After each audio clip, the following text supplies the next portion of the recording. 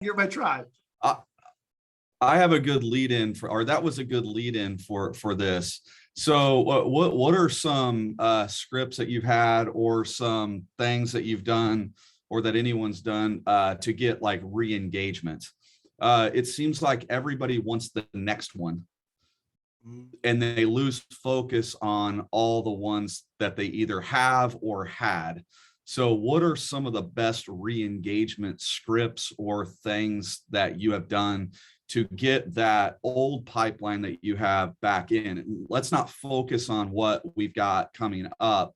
Let's focus on what we do have. So what are some of those re-engagement things that you found successful, or that could be successful? Love it. Yep. Anybody have anything top of mind that they've used in the past for the second, third, fourth, or fifth call into a lead, or a potential listing that said, hey, not right now, I'm just looking, maybe in 6 months, because we all have that, right? We have a pipeline. We've got our A's, B's, and our C's. The right now is the 30, 60, 90 days, 6 months plus. What are some of the ways that you re-engage with those conversations? So let's also take that one step further. So your A buyers, or a hot lead, I look at that as that's somebody that you're going to have under contract within 30, 60, 90 days. Yeah. Okay. That you're actively showing houses to. Okay. Is that kind of how you would define your A group? Yeah. So in my mind, the A's are able, ready, and willing, right? They're pre-approved. They've met. We've got agency. We're ready to go, right? And then in my mind, the A's are able, ready, and willing. So they've done their homework. We've met. They've signed agreement. We're in relationship, and we're moving out. We're showing properties. We're ready to write offers, and they have nothing else. There's no other contingencies or things getting in the way. In my mind, the B's are they're able. They may not be ready, and they're willing. They've got something in play. Either they got to prepare their house. They got to wait for something. There's a condition in place. And then the C's are like the unicorn buyers. Like, hey, if this happens here, and here, we'll do it. But until then, I don't need to see anything. I don't want to see anything. And I'm assuming that you have a different follow-up plan for each of those groups. So your C group, you're not reaching out to once a week, twice a week. My C groups are monthly. Yeah, the C groups are monthly. Just, hey, here's what I'm seeing, checking in. Is there anything you've seen? Here's what rates are doing right now. Anything's changed, let me know. It's just real quick items of value drops. The B group is just the B group engagement is just kind of checking. Hey, how are you guys doing? I know that. And then it's a reference to the last time we spoke. Hey, last time we spoke, you mentioned that, your lease is up in May, or your job transfer or repairs or whatever. Has anything changed? And just wanted to make sure that you knew that you're still top of mind for me. Is my quick engagement for the B's. And the A's are the ones that get all the energy, all the attention. And one of the first conversations that I have with A's, especially when we're going, is I want to match your motivation. So let me know what's the best way to communicate with you, and how often do you want to hear back from me? So I get a online lead that hits my website or whatever, and they want to go look at a property. Am I attaching that as a hot lead at that point? Because they called me, I'm showing them a property, and then I readdress that, whether it's a hot lead after that appointment. It's hot as in the hotness at that point is you've got somebody that's actually put in information to get connected. And so what they've exhibited is that they're willing. What I don't know is if they're able and ready, right? They're willing to send you information. So that call for me is identifying the other two as quickly as possible.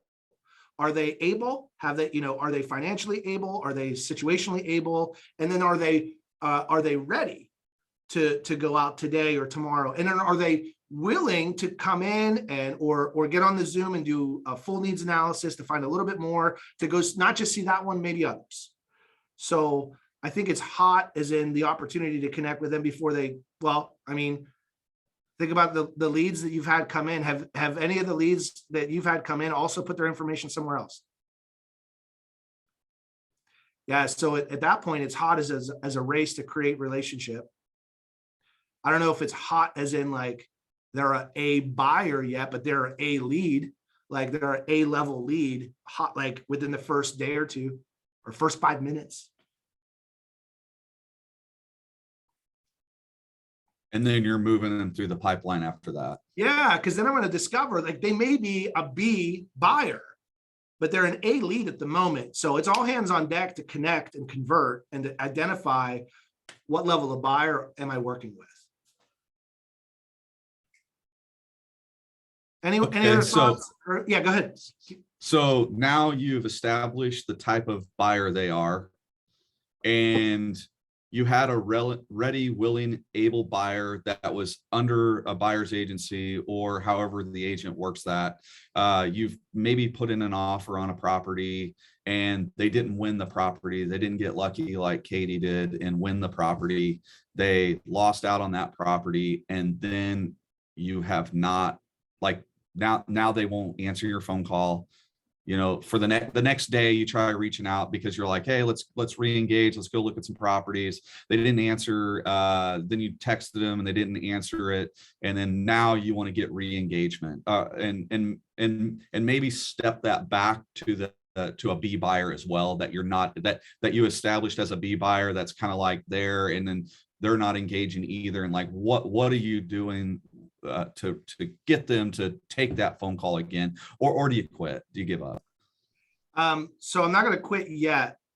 So I've found success in creating like in a question for engagement, and then offering an item of value that's going to require them to reach back out. And you can say, like, for instance, what I would like if I were doing this today, right now in this office, I would, if I've got a buyer that's disengaged, and in our office, we've got our exclusive office properties. We've got a 460 agents that are posting coming soons. You know, I may reach out and say, hey, you know, I know you're looking at the list on MLS. Our office sometimes has properties coming in that before they go on the market. Is that something you want to know about? And I'd leave it out there, like something like that, to get them to reply like, well, yeah. And then now you warm it up. It's like, perfect.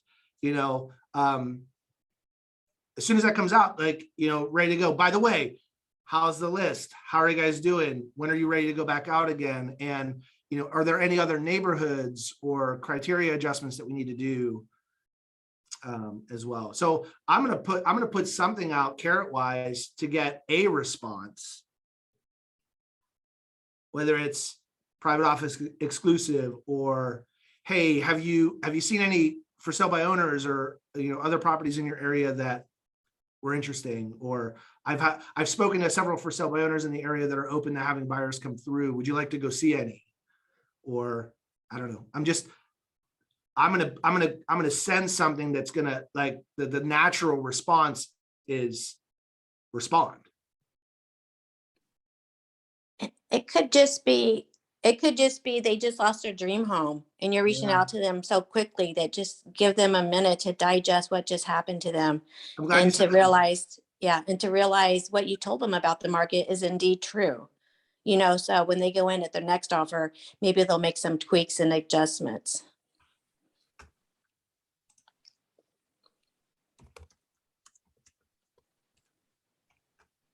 I have to log off. I'm sorry. I've got a appointment coming up. Good No luck, worries. Ken. Take some good notes, guys. Thanks. Yeah. So, like, think about it. And if somebody's got their hopes up, and you guys have experienced this as agents, you know, I know that we joke sometimes that we're therapists, but we walk people through some highly emotional situations. And when somebody's in their mind, like really hoping to get the property and they don't get it, like, it can be a real punch to the gut. Like, it really can. And if you think about, just sometimes people go through stages of grief really different. And the first, like, I just kind of downloaded really quick. I was like, what are the stages of grief? And there's 5, 7, 12. And yet people go through disbelief, shock and denial, pain and guilt, and then anger, right? So like they may have to go through those first 3 or 4 before they go and into the upward turn and working through and acceptance and hope. Like, and some people take more than a day, and some people go through all that in an hour, but they still got to go through it all. And the first several stages are disbelief, pain and guilt, anger. Like, and until they get through that, like, oh my gosh, I can't believe we lost that. Now I got, you know what? Forget that house. We're going to get another house. Forget those buyers, forget that agent, whatever. Right. I think too, Matt, it's really important that whenever you lose out on a house, you got to call them. You have to have a conversation. If you're not controlling the narrative of why we lost out and you're continuing to educate and understand where they're at emotionally, yeah, I'm not going to call you back because you texted me and said we lost, better luck next time. Even though I've been guilty too of, hey guys, lost out, let's hit the pavement again tomorrow. We all do it, but you've got to control that narrative or you're up a creek. That tip was worth the price of admission today. Right? Hey, I've got a question on this topic and a good opportunity for a script role play here on this. So I've got buyers that have lost out, and I can sense between them, although they're not making it public to me, but that there is a little bit of disagreement on how to approach their next home. i.e. the husband doesn't want to spend as much as the wife wants to spend in turnkey, but the husband doesn't want to do updates. So when you sense that, however, they're not communicating it to you, but you can feel they're both lobbying for and obviously you don't get in the middle of that. What are the scripts and tools you guys use to continue to pull that out of them to get to a kind of a compromise so you can have less, I guess, disappointment and battling between them two? Great question. That's as agents, we don't want to get in the way, right? We can't side with the husband or the wife, otherwise you're fired. Could be very quickly. Yeah. Yeah. So when my buyer needs analysis at the end would have a conversation around what are the 5 must-haves, and then what are the would likes and dreams and dream pieces. And so in that conversation, I'm going to future pace it and say, listen, Mr. Buyer, I know you're looking for an opportunity to maybe create some value through repairs, and Mrs. Buyer really would like certain areas to be like ready to go. And if we can find a property that's 9 out of 10 or 8 out of 10 on the list of must-haves and would likes, would that be 100%? And then at some point, when we keep going back, I guess if I'm having that conversation with them and we've lost a couple, I'm just going to reference back to, when we sat down before, you mentioned these were your must-haves and these are the would likes. Share with me, what about the properties that we're passing on or not wanting to see that don't fit in this any longer? Or what's changed? Do we need to edit this? Mr. Buyer, do you still want a project? Or, Mrs. Buyer, are you okay with having a little bit of repairs now that you've seen what you can afford in this market? I like to remove myself from it and go back to what they told me and use that as the framework for the conversation. Because then it's not me being a part of this. Like, hey, when we got together and you told me and we were kind of mapping all this out and dreaming all this out, you said, these are the most important things for you. These are the non-negotiables. Kind of fill me in on where you feel like we are with these last several properties. And knowing what we know now, do we need to adjust anything? Is there something you want to take off or replace in that list of must-haves or would likes? Now, would you pull them back in for another consultation, or do you kind of have it at a house or something like that? Yeah, I would, so that everybody can get back on the same page again, because just having everyone together and say, hey, let's go through, and I may pull out the needs analysis again and say, let's review what we talked about before. And if we need to edit or change anything, let's talk about it and let's do it. Charlie, what I'll do sometimes, and I think this is just a difference of personalities, is I'll jump into it. And if I'm sensing that there's some disconnect that they maybe don't even realize yet, I might go as far as to set up 2 different searches and just address the fact, you guys, I feel like you would be okay with 2 very different style of houses. So I want to set up 2 different searches. This one says unrenovated. This one is renovated. And so we can know which type of properties you're more gravitating to. And then when we Okay. pull them back in for the buyer consultation and the husband wants unrenovated and she wants renovated, like they can see that a little bit more clearly. Okay, that makes sense. That makes sense. Just kind of, yeah, it clarifies to them without you telling them what's what. Hey, this is what you guys are showing with your actions. Gotcha. Thank you. Yeah, Charlie, and I think everybody can take this off the call, is the moment you try to sell them on something, you're selling now. If you're telling them versus referring back to, hey, here's what you shared with me before. Is this still accurate? Do we need to adjust it? It just also shows you've been listening. You're the professional. And if we need to adjust it, because you go out, look, everybody's got the dream before they go out and they take a look at those first couple properties and they walk in and they're like, okay, maybe we need to move some things around. Oh boy. Pictures aren't the same. Yeah. Yeah, the pictures aren't the same. I couldn't Yeah. smell this in the picture. Yeah. Yeah. And one of my favorite like scripts, since we're on a script call, is, Charlie, what I'm hearing you say is you want a renovated kitchen at this price. What I'm hearing her say, and then if you're just repeating it back, you're like halfway through your counseling session. Let's go. Let's flush it out. I What love are it. you hearing her say? And it doesn't come across as pushy or putting yourself where you're not supposed to be. It comes across as you get paid big money to have hard conversations. Love it. Thank you. Right on. What I'm hearing you say, I like that. Yeah.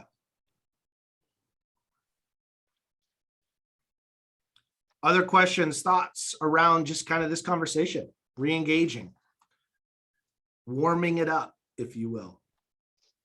Because leads get cold, warming them up. How do you continue to warm up that? And how do you pull people back in that kind of drifted out a little bit?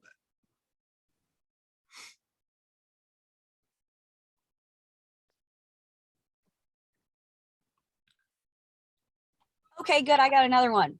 If you're not a cold lead, one of my favorite ways to connect with a cold lead is on Facebook. If they've ignored me however long, maybe I'm not a real person to them yet, or they don't know who I am. Everybody does their business differently, but I'm connecting with them on my personal Facebook because I know we can engage that way. I know they're going to post. I can see their dog. I can see that they just got done teaching school. How can I insert myself into their life and connect on a little bit more of an emotional level that they stop ignoring my call? I am a real person. You can also do that with a video message. I don't know if any of you use BombBomb or even just like literally a video of you saying, hey, Charlie, checking in. What's up? It's Thursday. I'm headed out to check out some open houses. Let me know if I can look at anything for you. Like, how can I get to you and prove that I'm me? Because you're going to want to work with me. So you sending them a Facebook friend request, and if they take it, that means they're taking you getting involved in their life? Wow, good for you. I love it. Bro, that's a $7,000 Facebook request. You darn Fair right enough. I'm sending that request. Fair enough. Fair enough. Agreed. Yeah.